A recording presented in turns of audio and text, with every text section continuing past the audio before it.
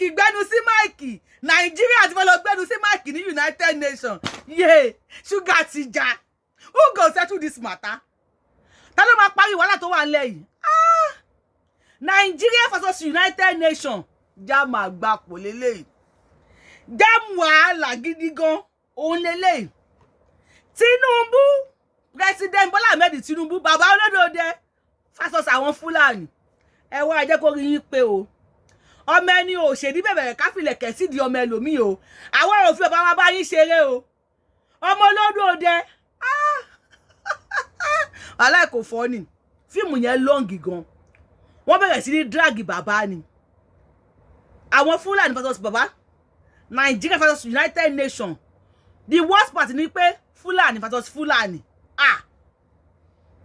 kò fọ́ ni o Yorùbá nation àbórí yín ló ń jà ni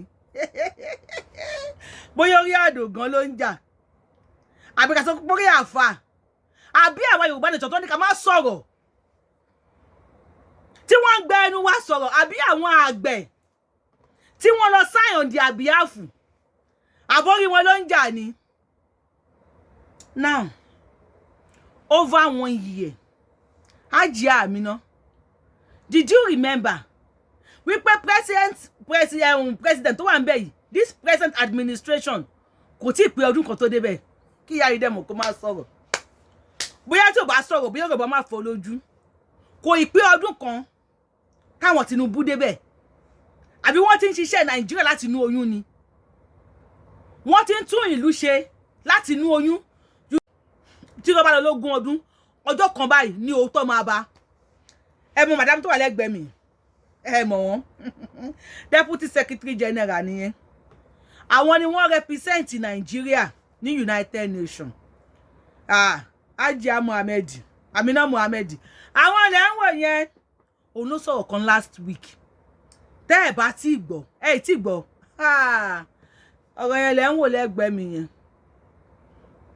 òun ló sọ pé Nigeria economy pé administration lè wọ́n ti fix ẹ̀ kó mọ̀ kó má sọ̀rọ̀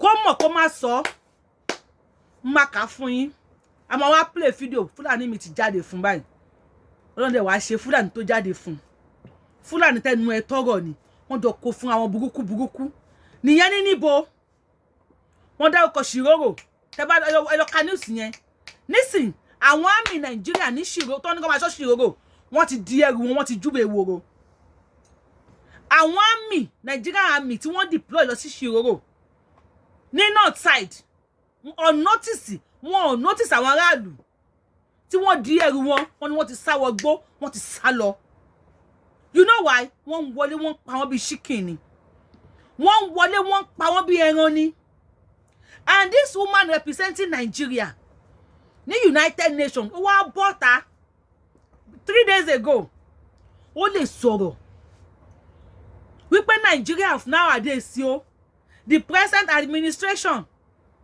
tí wọ́n wà ń bẹ̀ ó ní wọ́n ti ṣe Nigeria gbogbo ẹ̀ ti dá ó level it wọ́n ní ẹ̀wọ̀n Nigeria ìgbádùn lẹ́wọ̀ ẹ̀ ń yọ̀tọ̀ mí sí ni oníkálukú yín flẹ́ńjọ ni tẹ bá rìn gan láàrin ọjà tẹ bá mọ̀ rìn ẹ lè rí báàgì ráìsì rẹ̀ ń títì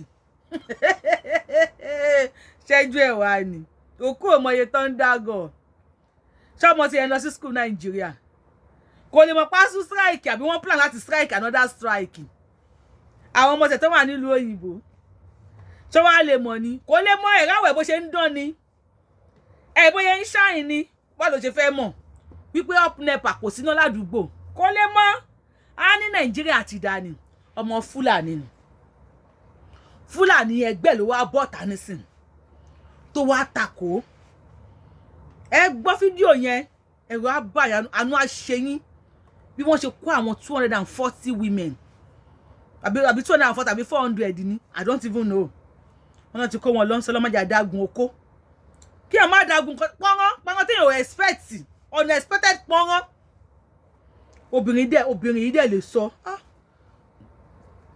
láti sọ àtàwọn ọkùnrin sọ pé ká bẹ̀rù obìnrin ìyá ó yẹ ká kà síta náà ẹ yẹ kí sáré kà síta fún yín.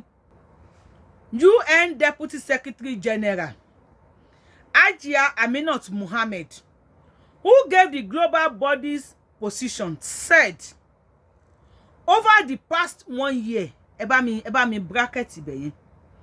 Over the past 1 year, Nigeria has witnessed progress from the reforms introduced by this administration to stabilize the economy. Wow. Ẹ bá mi bracket ibẹ̀ yẹn náà. And we can see that the country creditably has improved. Wọ́n tún fún ní credit has improved. Wọ́n fún Nigeria ní credit. United Nations ló ti sọ̀rọ̀ yẹn. Tó bá mọ̀ kó má sọ. Àgbákò ọ̀rọ̀ tó sọ tó fọ́ ọgbọ ẹ̀ lójú ni. Bí ẹ ká sọ pé orí àwa Yorùbá nation ló jà. Tàbí ká sọ wípé orí gbogbo Nigerians pátá tí ebi ń pa ló jà. Tó jẹ́ kí máa yìí fi bọ́ta kó wá kojú ẹ̀. Kó wá fọ́ everything lójú. Ìpè irọ́ yìí pọ̀. Ìdókùdò ni wọ́n ń dú àwọn ìyàwó àwọn. Ebi ń pa àwọn ìyàwó àwọn, ebi ń pa àwọn nínú ọ̀sàwọ̀ òrókò lọ. Kódà àwọn tó ń san táàsì fún àwọn ajínigbé tó bá fẹ́ ro oko. Kò kéré oko ẹ̀, o máa san levy ni. Ó ròyìn iye sójà Nàìjíríà tí wọ́n ti pa nípakúpa. Ó ní kí Tinubu dialogue, Tinubu lòun ò ní dialogue. Àgbákò lélẹ́yìn tó bá ń gbọ́ jáàmù àgbákò. Ìjà tó wà nílẹ̀ yìí, ìjà jáàmù àgbákò ni. Oníkàlùkù ń kó fúnra wọn báyìí ni. Wọ́n ròyìn. Ẹni tẹ́ ń wo yìí, Professor Yusuf Usman lẹ́ ń wò yẹn. Every time tí Tinubu ti débẹ̀ ló ti ń jáde fún Tinubu. Olóhùn mọ̀ tó ń dùnnú ẹlẹ́wọ̀n bá Tinubu. Èmi kọ́ ni mo sọ o. Ẹ máa gbọ́ lẹ́nu ẹ, kì í pé kíkà. Fídíò ni ẹ máa wò. Olóhùn mọ̀ tó ń ṣe lẹ́wọ̀n bá Tinubu tó ń sago owó o. Náà fẹ́ ṣe ọdún kan. Ó máa yọ̀wọ̀ tí mo ní ká bá mi sákùn bẹ́ẹ̀. Lest I forget. Only past 1 year ni administration yìí ti ń ṣe dáadáa. Mo ṣe bí pé ẹ bá mi sákùn bẹ̀ yẹn. Kí lẹ̀yin rí? Only past 1 year. Well, kò sí wàhálà, ayé miracle la wà yìí. Ìgbà mi ọmọ máa ń sọ̀rọ̀ láti inú oyún. Bàbá Tinubu tó wà ńbẹ̀ tó ti pọ́dún kan. Àbẹ́ ẹ̀yin sákùn bẹ̀ yẹn only past 1 year. Ni administration yìí ni wọ́n ti fix economy Nigeria. Ní Nigeria sì ti ń gbádùn. Tí wọ́n ti pé ọdún kan lórí àpèrè. Àmọ́ kì í ṣe bí ẹ o. Bí ẹ kọ́. Ebi Fúlàní ni ẹ, you have to protect yourself and protect your family. Ayé Buhari ló ti wà ńbẹ̀, Buhari ló fi síbẹ̀. Wọ́n ṣà ń ṣe ní ọwọ́ kan wọ́. Bàbá Tinubu ẹja dá dúró.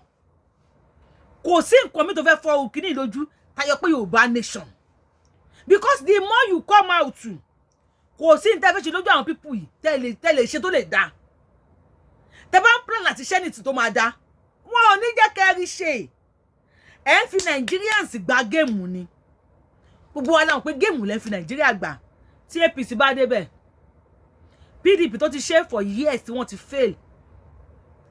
Àwọn ò ní fẹ́ kí APC débẹ̀ kó rí ṣe. You know why? Tí APC bá fi lè débẹ̀ tó bá fi lè rí ṣe. Then it will continue to be APC. Àwọn ò ní fẹ́ kọ́ ní pé tó pé àwọn fail. Kẹ́yìn wá ṣe kẹ́rí ṣe láíláí. Wọn ò ní gbà. Then tí APC náà bá kú ńbẹ̀. Tí PDP náà bá débẹ̀. APC náà ò ní fẹ́ kó sọ pé PDP ló rí ṣe. It will continue to be PDP for life. So àwọn náà ò ní fẹ́ gbà. Ẹ wá fi ẹ̀mí àwọn èèyàn, ẹ fi ń dialogue, ẹ fi ń ta kiting, ẹ fi ń play game. Labour Party náà tó bá débẹ̀ kò ní ṣe anything because wọ́n yẹ máa di lọ́wọ́ mú ni. Ẹ máa ń dira yín lọ́wọ́ mú ni. Ẹ gbọ́ àṣírí tí máa yìí tú. Alhaji Usman, Professor Usman Yusuf yìí, ó tú àṣírí àwọn tó wà nídìí iṣẹ́ à ń kó àwọn ajínigbé agbésùmọ̀mí. Ó sọ àwọn tó wà nídìí iṣẹ́ yẹn, àwọn tí wọ́n rù wọ́n wọlé. Gbogbo pátá ló dárúkọ bí wọ́n ṣe kó wọn wọlé. Tẹ́ bá sọ pé Nigeria economy ti dá, pé security ti kúrò Nigeria, ó ní is an insult. sí àwọn ó láwọn ò gbà wọn ò fara mọ́ Fúlàní versus Fúlàní wàhálà ti wà wá orí àwa tálíkà ló ń fìyà jẹ yín orí wa ló ń dà yín pọ̀ orí àwọn àgbẹ̀ kẹ́yìn bàbá wa lọ sign on their behalf tí wọn ò sí ńbẹ̀ lọ sign peace accord on their behalf orí wọn ló ń fọ́ gbogbo ẹ̀ pọ̀ àbí mo parọ́ yín tẹ́ ń wò mí orí àwọn pensioners tẹ́ fẹ́ yọ 20 trillion ibo lẹ pè wọ́n sí gan ẹ burú o ẹ burú gan ibo lẹ sí tàwọn pensioners sí tẹ́ fẹ́ fi ya mo fẹ́ yáwó lọ́wọ́ èèyàn sìn ẹ pẹ́ ní tó lówó pé pensioners o ẹ wá sign wípé a fẹ́ yáwó lọ́wọ́ yín we have seen many pensioners tí wọ́n ṣubú bí wọ́n ti lọ tò wọ́n fẹ́ gba owó wọn owó pension wọn because bí ẹnìkan ti mówó yẹn sọ kò sí báǹkì ó ń gba interest lórí ẹ̀ bí ẹnìkan ti fi ṣe business ẹnìkan ti fi ṣe contract àbọ̀ ti fi gbólóṣó àbẹ́ ẹnìkan ti fi kọ́lé kan àbọ̀ ti fi ra ẹ máa wá delay owó àwọn yòó níyàwó abọ́ ní bàbá ẹ ti sọ fún wọn now tẹ́ fẹ́ ṣe ni pé ẹ ti ẹ̀ fẹ́ ya ni without their consent láì bá wọn sọ láì sọ fún wọn pé a fẹ́ yáwó yín o ṣá lè yáwó yín o ẹ bá wọn sọ orí wọn ló dà yín pọ̀ Ọlọ́run orí wọn ló dà yín pọ̀ orí àwọn ọmọ tẹ́ ẹ̀ ṣe ọ̀nà fún tí àwọn ọmọ tiyín tí wọ́n ń gun jeep tí wọ́n ń fly private jet orí àwọn ọmọ tí wọn ò rí school lọ ṣùgbọ́n tí àwọn ọmọ tiyín tí wọ́n ń lọ sí school nílùú òyìnbó orí àwọn tí wọ́n ń jí gbé tó sì ṣe pé àwọn ọmọ tiyín ìlú tó wà secured náà wà tí wọ́n rí security lò orí wọn ló ń fọ́ yín pọ̀ ẹ̀yin èèyàn mi ẹ bá mi kọ sí comment section pé ẹ ṣẹ̀ṣẹ̀ bẹ̀rẹ̀ bá Tinubu Yorùbá nation ló lè ṣe Ọlọ́run lẹ́yìn Yorùbá nation kò sí nǹkan mímọ́ èyí náà ẹ gbọ́rọ̀ lẹ́nu Professor Yusuf ẹ gbọ́rọ̀ lẹ́nu Professor Yusuf ẹ jẹ́ kí wọ́n sọ̀rọ̀ wọ́n tún pẹ́rẹ́pẹ́rẹ́ ọ̀rọ̀ o wọ́n tún burúkú àṣírí ẹ gbọ́rọ̀ lẹ́nu Professor Yusuf ẹ sọ̀rọ̀ sir ẹ ṣeun thank you sir. What belongs to UN they will hear you wọ́n á dẹ̀ believe nǹkan tó sọ because you believe you are the mouthpiece of the Nigerians ní abroad àti ní tá bá ti ṣe show ẹ máa bá wa comment ẹ máa bá wa thumb up ẹ máa bá wa share we never know ẹni tó máa come across fídíò táwa náà ń ṣe yìí tí wọ́n wá sí comment section kọ́ bá wa bí ẹni tó ń sọ̀rọ̀ pé Nigeria economy ti dáa wípé èlò ní báàgì ráìsì èlò ní minimum wage kọ́ bá wa bí woman tó ń sọ̀rọ̀ yìí wípé ìgbádùn ní Nigeria wà ń sìn o kò sí wàhálà kankan kọ́ bá wa bí lọ́pọ̀ èlò ní petrol ṣùgbọ́n òkú òmọye tó ń dágọ̀ ìsídà káwọn mẹ́wàá l'Amẹ́ríkà àbí London kọ́ máa gbádùn kò jẹ́ kó mọ̀ wípé kò sí iná ní Nàìjíríà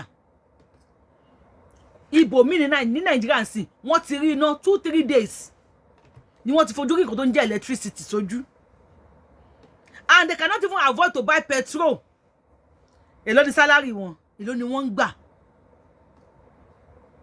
ẹ bá wa sọ fún woman yìí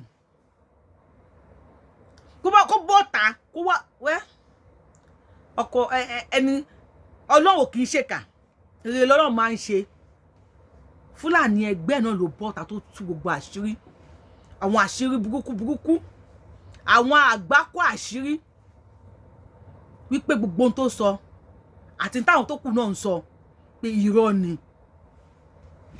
ẹni tó dẹ̀ sọ̀rọ̀ kò kí ń ṣèyàn yẹpẹrẹ ẹni tẹ́yìn náà mọ̀ tẹ́mi náà mọ̀ ni tẹ́gùn bá wọnú aṣọ apahùn dà lọ́rọ̀ tiwọn ó sọ̀rọ̀ ilẹ̀kùn ìdẹ̀gbẹ́tẹ́ bá wa share fídíò yìí àwọn èèyàn náà gbọ́ Professor Yusuf Usman yẹn tẹ́ bá mọ̀ professor yìí pàtí bàbá Tinubu ti débẹ̀ ló ti mú bàbá Tinubu lọ́rùn dání ó ṣàn kó fún bàbá Tinubu ni ó ń kó fún bàbá Tinubu ni bẹ́ẹ̀ náà ni wọ́n ń pè é bàbá Tinubu ṣe pé àwọn pípé ìmọ̀ nǹkan tí wọ́n ń ṣe wọ́n ní kẹ́ dialogue wọ́n dialogue ló lè ṣe pẹ̀lú àwọn ajínigbé Bàbá Tinubu dẹ̀ ti yarí ó lóun ò ní dialogue. Ta ló máa yanjú ọ̀rọ̀ tó wà ńlẹ̀ yìí? Àmọ́ ó dà bẹ́ẹ̀. Bó ṣe ń kọ́ àwọn olówó yẹn táwọn náà ń pariwo síta, ó dàbí ẹni pé ó dà bẹ́ẹ̀. Tí ó bá yẹ pé wà self-centered o. Àmọ́ náà tó ń sọ, ẹ bá mi fi òye gbé. Say that this current administration, particularly the president, has not done very well in the area of insecurity. Well, tell us in detail why that is your verdict, given that this administration will be celebrating its first anniversary in a few days' time, and why do you think that where we are now in terms of insecurity is worse than where Asiwaju Bola Ahmed Tinubu met it almost 12 months ago? Right, and I'm really surprised they are celebrating. What are they going to celebrate? For them to celebrate where they have put Nigerians to in the last 1 year is honestly been insensitive. You are restricting the discussion to security, which is what concerns the North, where I live, and Katsina, where I live. In spite of, contrary to all the propaganda and half-lies you hear, managers of our security peddling around that our national security has improved, particularly in the Northwest and North Central, the story is different on the ground. A large swath of our land. Rural areas are controlled by terrorists. Villages are still ransacked and pillaged. Our women have been raped. And our farmers cannot go to the farm because they're chased off the farm. And when they go to farm, they are levied. Our schools, since it's been 10 years since the tragic incidents of Boko Haram abducting 276 girls from Chibok, it's been 10 years. In the 8 months of President Bola Ahmed Tinubu, we witnessed 8 mass school abductions. From Federal University Gusau, Federal University Dusuma, in Ekiti there was one, and in Gada there was one, and most recently in Kuriga. So fellow Nigerians, in 10 years we are still seeing these mass abductions, and this is what has imperiled education in the North. Our highways, I've had the National Security Advisor saying the highways are secure. National Security Advisor, do not insult us that are living here and seeing the nightmare that this insecurity is bringing us. The highways in Nigeria, particularly in the Northwest, they are as unsafe as they have ever been. People have been abducted and killed at will by these terrorists. So do not take an early victory lap. Insecurity is imperiling the lives of people in the North. There are 3 main problems we see in the North. Pervasive insecurity, excruciating poverty, and hunger in the land. And the failure of the government, the states and the federal government to secure our people, for them to live their livelihoods, for them to go to the farm and farm. They are not asking for much. They are not asking for Lagos-Calabar highway where you spend 15.6 trillion. 56% of the national budget was spent on that, while our people have been taking hostages every time. So, mass abducting children and you getting them out is no success, it's failure. Look at the school in Kuriga, Kaduna State, where these children were abducted. Looked like an abattoir. Schools are not safe. Well, you brought out the 200 and whatever number of children from Kuriga, send them back home. How have you made that school safe? How have you made our schools safe? That our parents, that we can send our children to school. 400 women were abducted in Borno on the 3rd of March. Nobody is talking about them. Nobody. They're unaccounted for and they are lost. Nobody is talking about them, from the government of Borno to the federal government to this National Security Advisor. Nobody is talking about them. So please do not insult us and tell us security is better. It isn't. It isn't. Because the way we are doing things, we're just doing fire brigade approach. The military is taking hits all over the place, from Delta to Zamfara to Niger to Katsina. Our soldiers have been ambushed and killed every day. In the last 8 months, it's been reported that 500 officers and men have lost their lives in ambush by these terrorists. And any foe that ambushes you has a better intelligence than you. Where are we seeing this? Why are we losing soldiers, officers and men in ambushes to this ragtag terrorists? So please, please, and please, security is not better. And we get insulted when we hear those that are supposed to advise the president coming to tell the world at no less a place in the convocation of Usman Danfodio University that security is better. No, it isn't. It isn't. And we must do better. And the way it's been done, we are not going to get there. Taking care of the security in the north, that which I know of, you must be able to do it sincerely, in a very strategic way, holistically, and involving everybody. And I've said it time and time again. Banditry is a social problem that has been left to fester, and we are now increasingly militarizing it. It's not a military problem, and it can never be won on the battlefield. Dialogue is a legitimate tool in any warfare, and we must do that. Zamfara state governor is saying, oh, there's no dialogue. See where we are today? He's fighting with the minister of state from Zamfara. And I want all the state governors in the north that have created their armed state militias to tell Nigerians, is security better today than when they came? All these their state militias, what they have done is they've stirred the hornet's nest and increased the bloodshed. We need elders to come in, calm things down. We need bloodshed to reduce. We need this conflict demilitarized. We need our military back to the barracks and save our young men and women from being killed all over the place. The only way to do it is to negotiate, is to go and do dialogue. It's not the job of the military. The military did not bring this mess. It is politicians that brought this mess. The military is brought in to clean after their mess.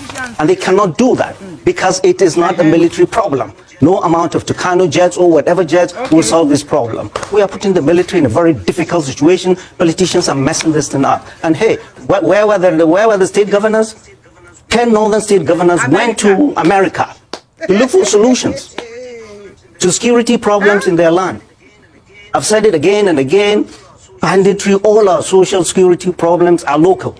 Solutions must be found locally, not in Abuja, New York City, London or Washington DC or anywhere else. Go back home and take care of your problems. I see them in the United States telling the Americans, oh, we have issues with no water, we are agrarian, they're the ones to tell you this. For 3 days you sit down there and just vomiting intelligence to them instead of sitting down home here and sort yourselves out. Oh, governors are buying armored personnel carriers, APCs. To do what? Is that your job? Is that your responsibility? You're supposed to build hospitals and schools and provide employment. You're wasting money on this instead of sitting down and coming, bringing dialogue and bring peace to your people. There's not going to be peace in this country. There's not going to be any development without reconciliation of our communities. This is not the job of the military. All of us must come in, reconcile, fighting communities before any development happens. I say this because recently I heard the federal government gave 50 billion Pulaku initiative to go and build clinics here and there. I laugh. You're just throwing good money after a very bad idea. The first and foremost thing you should do is find ways to reconcile communities. And only elders, only clerics, only traditional rulers, only people in the community, concerned citizens can come in and bring peace to their land. Military will not bring peace to Mangu. Military will not bring peace to Zamfara. Military will not bring peace to Kaduna or Niger. Local people must bring peace to themselves. The military is overstretched. It's all over, deployed all across this country. Recently, the military pulled out of two bandit-infested zones in Maru. And in Shiroro, they've taken a lot of hits. They pulled out, unannounced, and left the people that way. It's an indication that should worry us. The military is getting fed up of this. Fed up of this. Our boys are getting battle fatigue. We can solve these problems by everybody getting involved and solving this problem. These are internal conflicts we must solve. You go to Washington, D.C. to tell them about problems in Zamfara, or our problems in the Plateau, or our problems in Benue, when you guys have never sat down. No of these governors have sat down for 3 days, either in Kaduna or NIPS, to discuss our problems. No, they went to Washington, D.C. So the whole thing is messed up. The governors have the levers of the drivers of insecurity. And they know that, not the military. Not the military. Take care of these problems, these things will be solved cheaply. Not by bombs. You cannot use bomb to... Look at, you find a place where vigilantes are killing Fulanis. Fulanis are killing vigilantes. All of them are armed. So what happens when the Air Force comes? Who do they bomb? Who do they bomb? And I hear the Air Force saying, yeah, we have decimated 1,000 terrorists. How can you tell that from the sky? Thank you, Professor. So when we're doing it is wrong. Thank you, Professor. I'd like to ask you about something you mentioned earlier, because you spoke about the current governor of Zamfara State, Dauda Lawal, having issues with his predecessor, who's the current Minister for Defense, Matawale. Now, that seems to be a political issue. However, if there is a state governor and we have a Minister of Defense from the state, who do you believe is more responsible for security in Zamfara State at this moment? Is it the Minister in charge of Defense, or is it the governor? And if it is the governor, should he then be allowed to have state police to secure his people? Because right now people are feeling vulnerable, and you spoke about dialogue and how the governor of Zamfara wants to dialogue. However, with people feeling vulnerable, there has been a proliferation of self-defense militias and people self-arming themselves in these communities. So going back to Dauda Lawal and Matawale, the Honorable and the Executive Governor of Zamfara State, who do you believe is more responsible for the safety and security of his people? And should that mean that governors should be allowed to have state police? No. Okay, back to the political shenanigans between the governor of Zamfara State and his predecessor, the Minister of State Defense. And I spoke in Hausa. This is shameful and irresponsible of both of them. It's not about any one of them, it's about the people. They must work together, and I've said it again and again. If they cannot, President Bola Ahmed Tinubu, GCFR. wọ́n sá lọ wọ́n fi ìlú lẹ̀ fún wọn wípé ibẹ̀ sí àwọn aráàlú ẹ̀yà aráàlú níhìn lolúwa ràn mí lọ́wọ́ dé o ẹbí ní sẹ́rí túmọ̀ èyí tí ń ṣe títí dẹ́yìn lolúwa ràn mí lọ́wọ́ dé everybody yàdànù àwọn military sá lọ ó ní àjíyà tó wá represent Nàìjíríà ló ní economy Nàìjíríà ti ń da ṣé ìlú táwọn military ti sá lọ àwọn aráàlú náà wọn ò bẹ̀ṣù gbẹ̀gbà wọn ò ṣe méní ṣe méjì oníkálukú di ẹrù ẹ̀ ní ìgbé àǹfẹ́wé okòlóbìnrin wà nǹkan bẹ̀ sí everybody yàdànù everybody sá lọ kò nílùú àwọn tí wọ́n ń jí gbé 200 kìíní kan wí bàbí 400 náà sọ pé wọ́n jí gbé ń sìn ẹ kúkú gbọ́ tí màá yìí sọ wọ́n wà lọ́wọ́ àwọn tí wọ́n jí wọn gbé dì sí o ìjọ tí pọ́n wọn bá dìde ìyàwó ilé wà ń bẹ̀ àwọn ọmọ wà ń bẹ̀ wọ́n máa báyà sùn lójú ọmọ ọlọ́mọ ẹ̀ka kàgbákò wọ́n máa bá wọn sùn lójú ìyàwó lójú ìyá tẹ́nìkan gbọ́dọ̀ gbin nínú wọn ọlọ́mọ ẹ̀ka adágún wọ́n máa ṣe wọ́n báṣabàṣa tó bá ṣe wọ́n tó ti gbà nǹkan wọn yóò tán now ẹ̀yin kábíyèsí tiwa ẹ̀yin àgbàgbà tiwa Professor Yusuf Usman ló ń bọ̀dà tó ń sọ̀rọ̀ yìí defending his people ìdá ó ń ṣe torí pé Yorùbá ló wà ń bẹ́ẹ̀ ni láti fi bàjọba Tinubu jẹ́ ìdá ó ń ṣe láti protect àwọn èèyàn ẹni either of the two because a mọ̀ pé insecurity yẹn ó ń le sí Nàìjíríà ni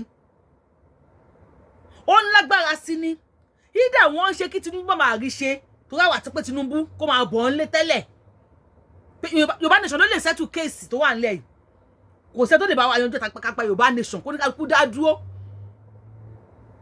either of the two tó bá wù kó máa ṣe òun ló sọ fún yín nísì pé nobody tó lè ṣe ọ̀rọ̀ tí Sunday Adéyẹmọ Ìgbòho sọ òṣà sọ ni wípé kó ní kálukú locally problem wa kò kí ń ṣe internationally locally ni ẹ̀ẹ́dẹ̀gbọ́n tó sọ wípé àwọn politicians ni wọ́n mú wèrè wọ̀lú ó láwọn nìkan wá mú wèrè kan wá so wèrè mọ́lẹ̀ padà because gbogbo wọn náà jọ mọ̀ gbogbo wọn pátá ni wọ́n jọ mọ̀ bí ọ̀rọ̀ yìí ṣe ń lọ wọ́n mọ̀ bí àwọn boko ṣe wọ ìlú wọ́n mọ̀ bí insecurity ṣe bẹ̀rẹ̀ ní Nàìjíríà wọ́n mọ̀ra wọn ó ní kí wọ́n kó ní kálukú locally ni àwọn north governors àwọn mẹ́wàá wọ́n lọ sí United wọ́n lọ sí America wọ́n sí America that same America ní Fúlàní ẹgbẹ́ wọn wà o tó ń sọ wípé ìlú ti tò ìlú ti dá that same America ní United Nations wà ibo ni wọ́n ti ń pàdé kì í ṣe America mi bí ní New York ló ti ń pàdé America yẹn náà àwọn northern governors mẹ́wàá wá tó náà wá kó bí àwọn ti máa protect region àwọn ẹ bá mi bèrè pé àwọn àgbààgbà ilẹ̀ Yorùbá dà àwọn tí wọ́n jẹ́ àgbààgbà ilẹ̀ Yorùbá ibo làwọn wà àtọdún mẹ́wàá tó kọ́ àwọn Chibok gẹ̀ẹ́sì dì sí Leah Shuaibu ojoojúmọ́ ni mò ń sọ̀rọ̀ ẹ̀ ọmọ obìnrin yẹn sì wà bẹ́ẹ̀ dìsìn tó ń bímọ fún wọn tí wọ́n ń ṣèkó mọ́ wọ́n wá wọ yunifásitì wọ́n ń ká ọmọ yunifásitì àwọn tó yẹ kí wọ́n jẹ́ ọ̀dọ́ lọ́la àwọn ògùn ọ̀làlẹ̀ ìlú tí wọ́n lè tún lù ṣe ẹ̀ ń lo China phone ṣé wọ́n kọ́ àwọn China lẹ́yìn China phone lò ẹ̀yin àgbàgbà ilẹ̀ Yorùbá ẹ súnmọ́ bíbí ìsà ẹ̀yin olórí ilẹ̀ Yorùbá òun lẹ́ ti gbọ́ lẹ́nu ọmọ Fúlàní yẹn ọmọ Fúlàní kan bọ́ta ní United Nations ó ní ìlú ti dá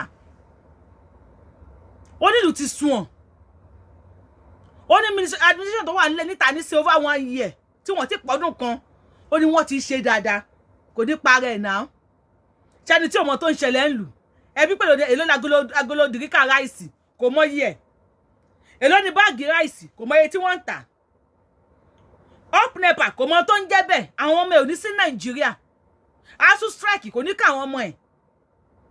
If this man can come out speaking on behalf of his people either ó mọ̀ pa ẹ̀ either kò mọ̀ pa ẹ̀ either plan work àwọn èèyàn tí wọ́n ń jí gbé either kì í ṣe plan work wọ́n ní bàbá Tinubu kó negotiate bàbá Tinubu láti sọ̀rọ̀ ni ó láti bá wọn sọ̀rọ̀ ni bàbá Tinubu náà wò ní kó sílẹ̀ kanlẹ̀ àwọn tí wọ́n kó ń jẹ́ ìwòsàn náà ti kó wọn kalẹ̀ Sanfara gangan ní orísun àwọn ajínigbé nísìn tí wọ́n ti ń fèsì ara wọn tí wọ́n ti ń bára wọn jà tó máa wá pa wọ́n tó níbẹ̀ yẹn ẹ̀yà àgbàgbà ilẹ̀ Yorùbá ṣé ẹ̀rín tí kò máa bọ̀ ní South West kẹ́ tó sọ̀rọ̀ ni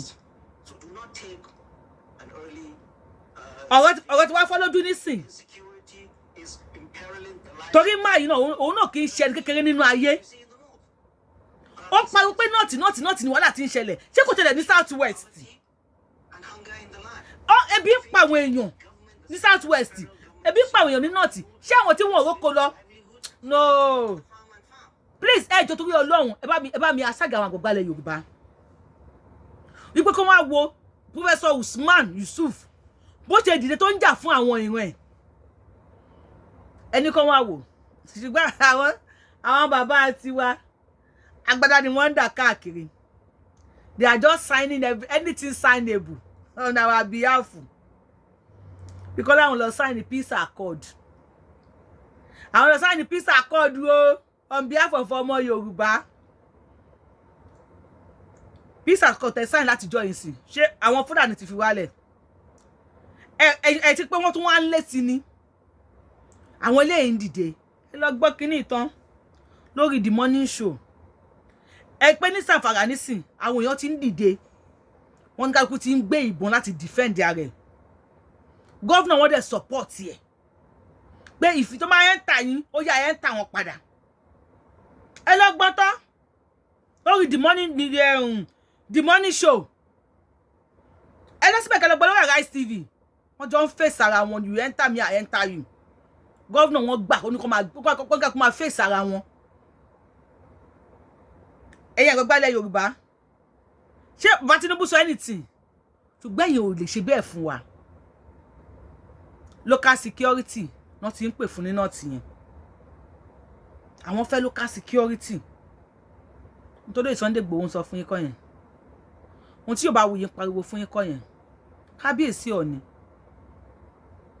bàbá wa ẹ̀yin bàbá wa Afẹ́nifẹ́re bí akadẹ́mọ́ mi fẹ́ pè yín láfẹ́nifẹ́ bi Ọlọ́run èmi ara ń kan àwọn èèyàn máa fẹ́ kẹ́ lọ sí comment section kẹ́ lọ wo táwọn èèyàn máa kọ síbẹ̀ nípa yín ìjọ́ wo lẹ máa dìde tẹ́ máa sọ̀rọ̀ fún ọmọ Yorùbá tẹ́ máa ṣe bí àgbààgbà gidi fún àwa náà nílẹ̀ Yorùbá abẹ́ ráyè tiwa ráyè lè ráyè àwọn ọmọ tí yóò ti Nàìjíríà ṣùgbọ́n mo mọ̀ wípé tó bá lé wọn tó ní Sanfara tó láwọn Sanfara náà ti ń gbébọn nísìnyí o wọ́n ti ń gbébọn gbogbo yunifásitì ni wọ́n ti ti àwọn school mélòó ni wọ́n lọ sí school rẹ̀ tẹ́lẹ̀ wọ́n ń bẹ̀ wọ́n lọ school ni wọ́n ti lọ ká ọmọ ní Kuriga wọ́n ti ti school pa wọ́n ṣán school kọ́kọ́rọ́ àmọ́ wà nílé wọ́n tún wọlé wọ́n tún káwọn ìyá wọn lọ ọlọ́mọdé adágún pọ́nrán àgbákò nígbà mi ọkọ àpè ẹ pé yẹyẹ alágbájá ó yá súnmọ́ bíbí wọ́n ní jó rẹ̀ dájọ́ tó ń gbọ́ wà lẹ́tí bóyá ń ṣe amo kò ti fọṣẹ́ tí ẹ ti fẹ́ ta ayon de fo lo fa nabi ni but àwọn wèrè yìí ṣé ó lè bẹ̀ wọ́n kó gbà kó la bí ó fi Jésù gbà nabi wọn ní gbà tójú wọn ti ran ko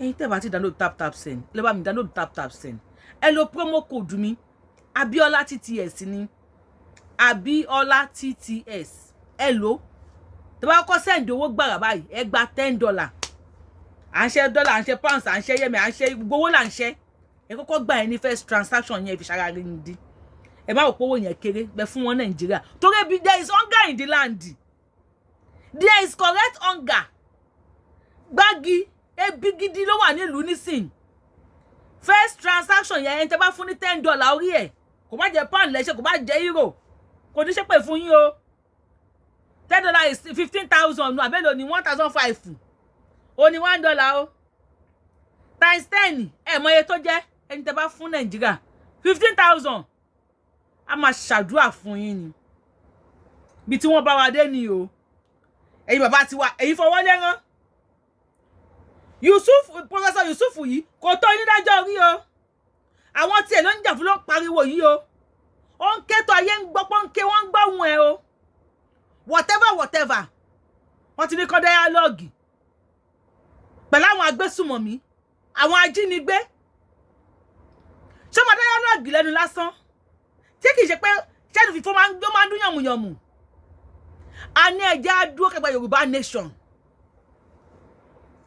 tó àwọn tẹ́ ń wò yìí kò sí tí wọ́n lè ṣe kọ́ dialogue látẹ̀ni the next year fún wọn ajẹ́dẹ́jẹ ni wọ́n ò ní jẹ ẹ̀kọ́kan síwọ́ nísìn wọ́n pa sójà ń pa wọ́n pa sójà ń pa wọ́n sójà tí kókó nílùú nísìn àwọn sàǹfàrà tí gọ́vnà wọn ni kó máa gbébọn defend yourself defend your land kó bẹ̀rẹ̀ sí ní defend kó bẹ̀rẹ̀ sí ní protect ara wọn àwọn yẹn náà dẹ̀kẹ́ wọn ní ẹ̀mí méjì ẹ̀yin èèyàn mi tó bá di pé àwọn sàǹfàrà bẹ̀rẹ̀ sí ní fèsì wọn tọ́jọ́ ṣe one on one pé ó yá enter me I enter you ṣé wọn ò ní sá tó bá wá sá owó tí wọ́n ti ń gbà yẹn tó ti dùn mọ́ wọn lẹ́nu tó dẹ̀ wọ̀ pé ilẹ̀ Yorùbá pa ẹ̀kọ́ làwa wà ṣe la káwọ́ sókè àmú nǹkan dání ibo náà máa ya wá sọ yẹn retí kí wọ́n yá dé bàbá Tinubu dádì mi wọ́n ti fẹ́ yọrùn bàbá bọ́lẹ̀ wọ́n ti fẹ́ kán bàbá lọ́rùn bàbá Tinubu Yorùbá nation la fẹ́ àwọn pípù yìí wọn lè jẹ́ kẹrin ṣe omi ti pọ̀ omi tó bá mọ̀ níwọ̀n là ń bá wọn rẹ́ lásì bàbá Tinubu president tẹ́ ṣe àwọn Nàìjíríà ti ń kọrin wọ́n ní ẹ ṣe ẹkú àgbọ̀ dìde ti Nàìjíríà ẹkú àgbọ̀ dìde ti Nàìjíríà onírèébì kan ti Nàìjíríà ẹgbọ́n tó ní àwọn politicians ó ní àwọn ọmọ yẹ kó wèrè wà àrò yẹ kí wọ́n mọ̀ máa kó wèrè lọ padà tí bẹ́ẹ̀ ilé ẹgbọ́ tí professor sọ nísìn wípé àwọn politicians ní wọ́n yẹ kó wèrè wà ó jẹ́ kí wọ́n máa kó wèrè yẹn padà bàbá Tinubu tí wọ́n máa kó wèrè yẹn padà they are doing this politically TPC bá dé PDP á ṣe wèrè tí PDP bá dé APC á ṣorí burúkú PDP ò ní jẹ́ kí APC ṣe kó succeed because PDP ti ṣe for years tí wọ́n rí ṣe báwo wá ní APC ti fẹ́ ṣe because APC bá ṣe tó máa yẹ kó rí ṣe it will be continuation of APC and it will continue to be APC TPC bá kú ọ̀nbẹ nísìn tó bá ní kí PDP bọ́ síbẹ̀ tí PDP bá bí tó bá rí ṣe it will be continuation of PDP which APC go nígbà why tẹ́ fẹ́ mi àwọn aráàlú takaiti why tẹ́ fẹ́ mi àwọn aráàlú tafàlà Àtíkù Abubakar ó lóun lè step down ó ní bí ó máa step down fún Obi ní 2027 2024 la wà yìí ẹ títí ná ẹ̀mí àwọn ọmọ Yorùbá fún àwọn ọmọ Nàìjíríà fún 2027 láti 2024 ẹ tiẹ̀ dúró kẹ́ni tó wà ń bẹ kó tiẹ̀ sójó oyè ìdílé yín ni ẹ̀yin àgbààgbà yìí ṣé ó jẹ́ oyè ìdílé yín ni I am very sure ẹni tó bá lọ sí kọ́mà ní 80s let's say tó bá lọ sí kó bá wọ coma bí 1984 that will be about 40 years to this time and tó lọ coma 40 years ago tó bá jí lè ní ẹ̀yin tẹ́ ń wò mí kí lẹ kó máa surprise ẹ many things because it go be like how many days lòun lòun coma ó máa believe pé days ni tó bá rí wípé Buhari tó wà ńbẹ̀ ní 84 tó bá sọ pé ẹ̀ṣẹ̀ bọ́ọ̀lẹ̀ ni pé Tinubu tó wà ńbẹ̀ sí kò tí ì lọ́dún kan kò ní mọ̀ pé òun ti lò 40 years ní coma how be a days àbí months lòun lò ní because kò ní expect pé Buhari tó ti ṣe Tinubu ló tún padà wá na Atiku is ready to come back again so if Tinubu bá rí ṣe nísìn you believe pé Atiku máa rí ṣe àbí Obi ló máa dé Obi máa rí ṣe ẹ wá ń fi ẹ̀mí àwọn èèyàn ta káìtì ẹ wá fi ń gba game okay wo jẹ́ kí èmi ṣe dáadáa ìwọ náà ò lè rí ṣe okay APC ló débẹ̀ kò náà lè ṣe LP náà ò lè ṣe ibi tẹ́rin méjì bẹ̀rẹ̀ ti jà ẹ̀yin èèyàn tẹ́ ń wò mí kí ló sọ pé koríko bẹ máa ṣe Yorùbáwùyí lórúkọ tèmi o Yorùbáwùyí ni mo ń jẹ́ if you are seeing me for the first time I am the one and only Akalolo of Yoruba land adáwọn ọlẹ Yorùbá ọmọjọmọlẹ yọlọyẹ tí ò pé méjì abẹni ọmọ òṣèré pààrọ̀ tẹ́ bá ti tẹ subscribe button ẹ tẹ subscribe button kẹ́ tẹ notification bell yín kalẹ̀ ṣé wọ́n lè rí ṣe Ọlọ́run wọn ò lè rí ṣe Ọlọ́run bàbá Tinubu Ọlọ́run àwọn pípọ̀ àwọn wèrè yìí wọ́n ní jẹ́ kẹ́ wọ́n ní jẹ́ kẹ́ rí ṣe táwọn sójà ti ń sá kólóbá ó ti fọ́ lójú sí iye ọmọ